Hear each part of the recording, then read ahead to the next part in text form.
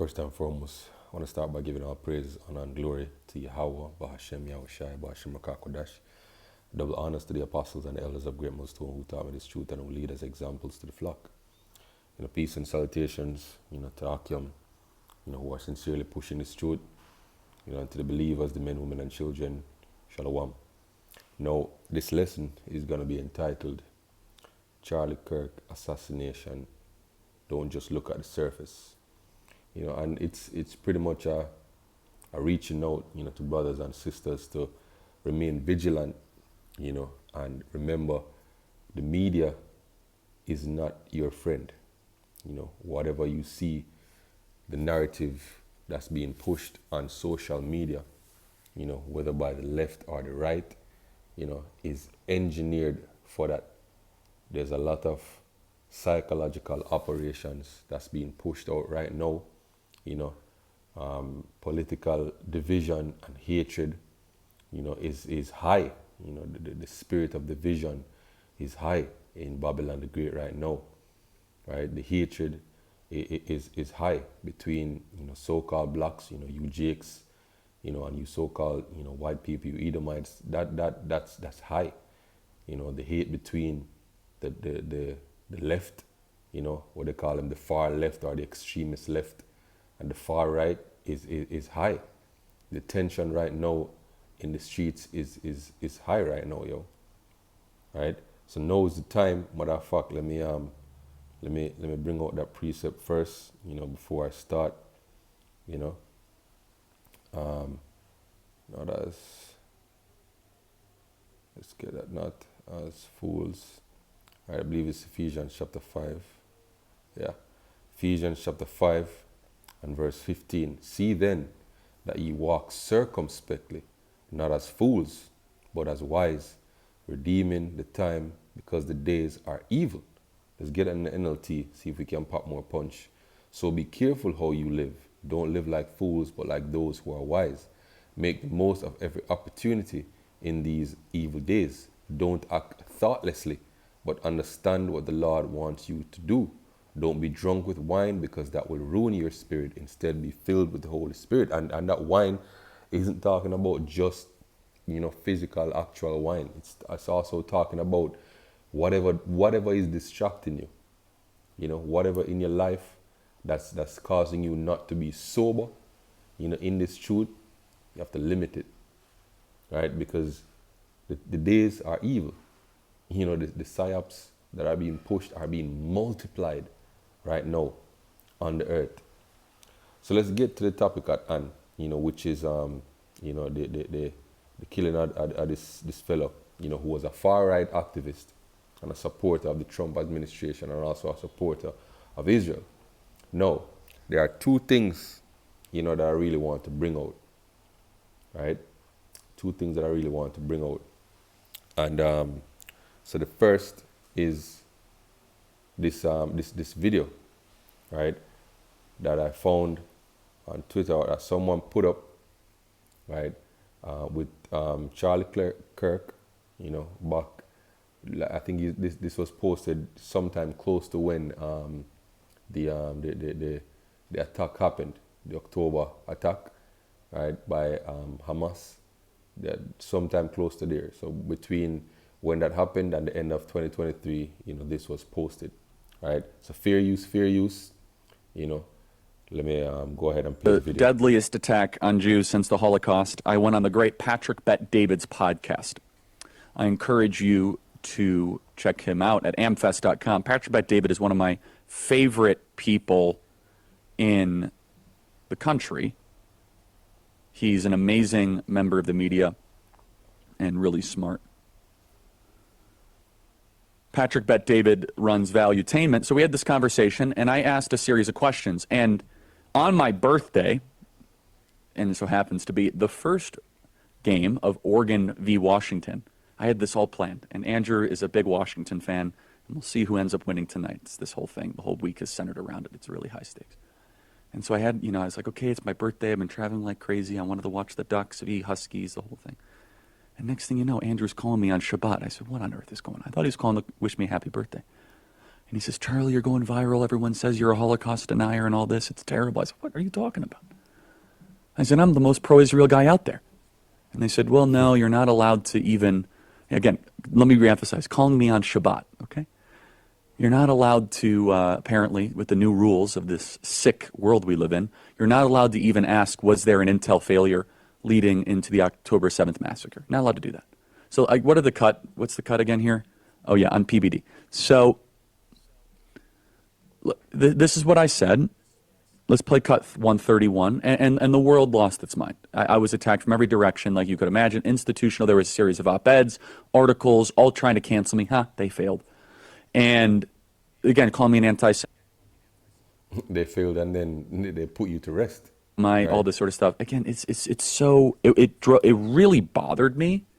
And it turns out what I was saying was, because I double and triple down, and people said, don't do it, it's too controversial. I said, no. My gut tells me that the Israeli intelligence likely knew about this attack plan ahead of time. They said, Charlie, how dare you say that? That's anti-Semitic. New York Times. Israel knew Hamas's plan more than a year ago. Play cut 131. How did these guys not know this was taking place? So I've been to Israel many times. The whole country's a fortress. When I first heard this story, I still had the same gut instinct that I did initially. I find this very hard to believe. I've been to that Gaza border. You cannot go 10 feet without running into a 19-year-old with an AR-15 or an automatic machine gun that is an IDF soldier. Right? The whole country is surveilled. Netanyahu now has an emergency government and a mandate to lead. I'm not willing to say. So a part of this that's cut out, because you see there's a cut there. What he was saying was that there were mass protests planned against Netanyahu, right? The people of Israel were going to protest against Netanyahu, and the same week that they planned to go out in their tens of thousands to protest the government, right, to get him out of power, this happened, right? So this is not conspiracy. This is just facts. This is just news, right? There were planned protests, right? He has been very unpopular because he keeps trying to change the Israeli constitution. Pretty much wants to be a dictator, right? And people were going to protest. And that same week that the protests were planned for people to go out in their tens of thousands or thousands, right? This happened. Right? So let me continue. To go so far that saying that Netanyahu knew or there was intelligence here. But I think some questions need to be asked. Was there a stand down order? Was there a stand down order? And another thing that he brought out in this interview was that the helicopter flight from Jerusalem to the Gaza border is 45 minutes. And the killings were live streamed for 6 hours. So he was saying there had to be a stand-down order, right? 6 hours? I don't believe it. No, that's a small, and I'm not even getting into the stand-down order thing, okay? There's no insinuation in this article that says that, so I'm going to put that aside. Morning Joe actually goes there, interestingly enough. But I double and triple down, and I said, I find it very hard to believe that the Israeli government didn't know this was going to happen. This is bombshell stuff, everybody. And it's very personal for me, because I had Jewish friends that I had known for 10 years call me a Holocaust denier.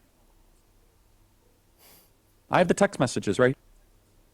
And that's how you know you can't question. That's how you know who's ruling, I should say, Salakia. If you can't question or criticize a group of people, that's the group of people that's ruling. So all he did was ask a question, a legitimate question that later was posted by the New York Times. Right? He asked a legitimate question, and they started to label him a denier, right? Anti-Sem. Charlie, you are no better than a Holocaust denier for saying this. Israeli officials obtained Hamas's battle plan more than a year before it happened.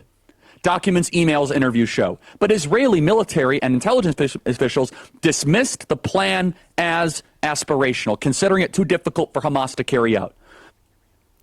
Right. So this is one example, of a video, where he's pretty much questioning the establishment.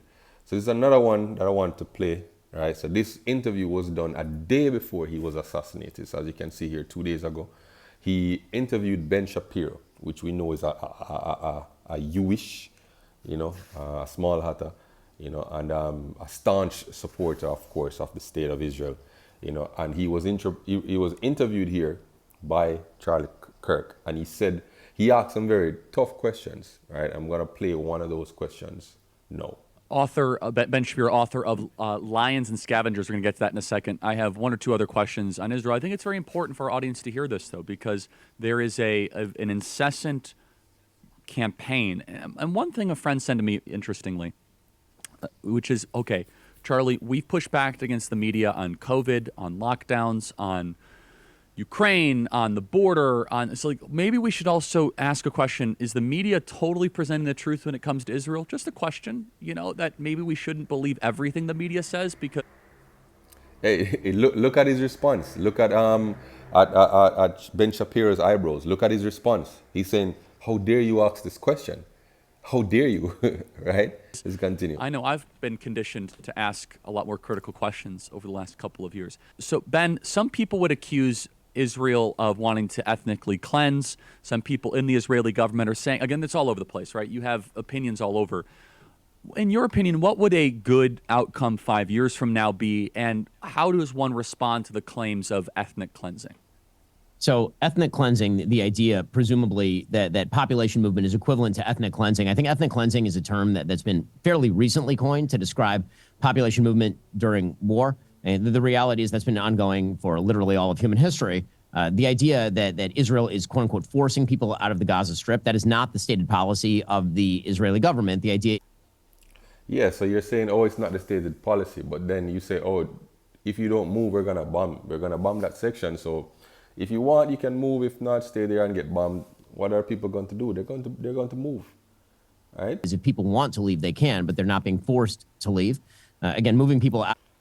Yeah, so that's like saying there's a choice between you leaving or staying and getting bombed to smithereens. Of course, people are gonna move, right? There are countless videos, of Israelis, online, pretty much saying that they can't wait to get the land, right? What's his name? Trump himself said that they're going to take the Gaza Strip. Right, and they're going to rebuild it. It's going to be the most beautiful thing. Of heavily urbanized areas that are honeycombed with terrorist booby traps pretty much everywhere is not the same thing as, quote unquote, ethnic cleansing. And I think that ethnic cleansing is very often used as sort of a softer form of the genocide attack, the idea being that Israel is trying to kill everyone, which of course is not true. As far as your earlier question about what we believe from the media, one of the things that I find kind of astonishing in some of the folks on the right who are highly critical of Israel is actually the lack of the lack of skepticism when it comes to legacy media. Legacy media are radically anti-Israel overall. The New York Times can certainly not be accused of being a pro-Israel outlet. It'd be very difficult to make the accusation that the Associated Press, which has worked hand in glove with Hamas for years, or Reuters, that these are wildly pro-Israel outlets, and yet when it comes to the reporting, it seems to be sort of the opposite. Ben, so the perception the legacy media is like owned by the Jews.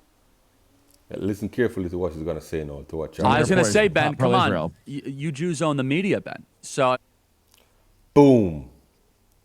Boom.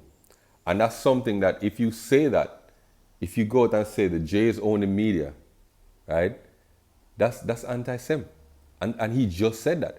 So let me show some things here in the comments. So what people are saying. He criticized Israel and accuses Epstein of being a Mossad agent. A professional sniper shoots him. That's how the US works now. This is insane. Charlie actually questioning Israel for once and finally, and now he gets shot. You came here to see what he said that got him killed and your suspicions were confirmed. Finally starts openly criticizing Israel, dies the next day. Really makes you think. And the comments go on and on and on. Pretty much everybody saying the same thing, that he was killed for doing that. And then this is posted, yesterday, right? Breaking. Netanyahu just went on Fox News to claim that radical Islamists are responsible for Charlie Kirk's assassination. And then this person is saying, Israel did it. I wasn't able to find this clip or a news article confirming this. So who knows? Take this particular post here with a grain of salt. But this is what people are saying. That they couldn't have such an influential right winger, who pretty much brought a lot of young people to the Republican Party leading up to the last election, they couldn't have such an influential voice start asking certain questions, about, the Israeli state, and one of the things that he even said was that, funding should stop, to Israel until they they answer certain questions about even what's going on, with the whole thing. So now, let's get a couple of precepts here. So this is the article, that he was reading. Israel knew about Hamas attack plan more than a year ago in the New York Times, but they blocked it behind a paywall. But here we go. All right. So let's get some precepts. This is Psalm 64:1. Hear my voice, O God, in my prayer. Preserve my life from fear of the enemy. All right. And you should have, let's not say fear as in, you're intimidated, by Esau, but you should know that he's your enemy. And you should know that he has the ability to do certain things as your enemy. All right. So we pray to the Heavenly Father, right? That we instead fear him and trust him to deliver us from the enemy. Hide me from the secret counsel of the wicked, from the insurrection of the workers of iniquity, who whet their tongue like a sword and bend their bows to shoot their arrows even bitter words. Because no, the narrative, for people who are speaking against the right and Israel, you can't do that now, right? There's going to be so much legislation, so much coming down on you, even from just regular people on the street, because all over the internet right now, you have men who are just losing it, women losing it, saying that they're ready for a civil war because they pretty much killed one of their messiahs, right? That they may shoot in secret at the perfect Sunday to do a shoot at him and fear not. They encourage themselves in an evil matter. They commune of slaying slayers privily, saying, who shall see them? They search out iniquities. They accomplish a diligent search. Both the inward thought of every one of them and the heart is deep. But Yahweh shall shoot at them with an arrow. Suddenly shall they be wounded. So they shall make their own tongue to fall upon themselves. All that see them shall flee away. And that's what happened. One of their own, a staunch supporter of the state of Israel, Charlie Kirk, started to question what was going on and reveal certain things, Micah 2:1, woe to them that devise iniquity and work evil upon their beds. When the morning is light, they practice it, because it is in the power of their hand. They covet fields, they take them by violence, and houses they take them away. So they oppress a man in his house, and a man and his heritage. So I found, this article, right, on focus on Western Islamism. Islamists respond to Charlie Kirk's assassination, and there's a particular point that I wanted to read. Here's the point here, right? Let me just highlight it. Founder of Muslim skeptic mocks Kirk's death. Daniel, whatever that last name is, founder of the Islamic website Muslim Skeptic, took to X to suggest that Israeli Prime Minister Benjamin Netanyahu ordered Kirk's assassination. Right? In addition to declaring that the Trump's administration might use Kirk's assassination for what? Political purposes. The Texas-based, whatever that is, also retweeted a post from a fellow American Muslim who stated that the video of Kirk's assassination posted on X was the first video she had seen on her feed in 2 years, showcasing blood and gore that wasn't of a Palestinian. Right? It says, later in the day of Kirk's assassination, that last name again, offered another take on X, portraying Kirk as a likely victim of Zionist conspiracy to end his life, right, despite his support for Israel. Now, this is just me reading the news. It's not me expressing any opinion, But, hey, that is it, Right? Ecclesiasticus 12:10. Never trust thine enemy, for like as iron rusted, so is his wickedness. Though he humble himself, grow crouching, yet take good heed and beware of him, and thou shalt be unto him as if thou hast wiped a looking glass, and thou shalt know that his rust has not been altogether wiped away. Right? Don't trust this man. Right? So you see the narrative going out, brothers, just watch what's going on. Just watch what's going on. Don't run with one narrative or the other. Just watch what's going on and be circumspect. Let's end it there. First Peter chapter 5 and verse 7, right? And it says, give all your worries and this is NLT, give all your worries and cares to Yahweh, for he cares for you. Stay alert. Watch out for your great enemy, the devil, right? Which is not just the spiritual demon, you know, but also the physical counterpart, which is Esau Edom, the so-called white man. He prowls around like a roaring lion looking for someone to devour. Stand firm against him and strong in your faith. Remember that our Christian brothers and sisters, which are Israelites, all over the world are going through the same kind of suffering you are. Right? So hopefully this lesson was edifying and, you know, it doesn't get taken down. But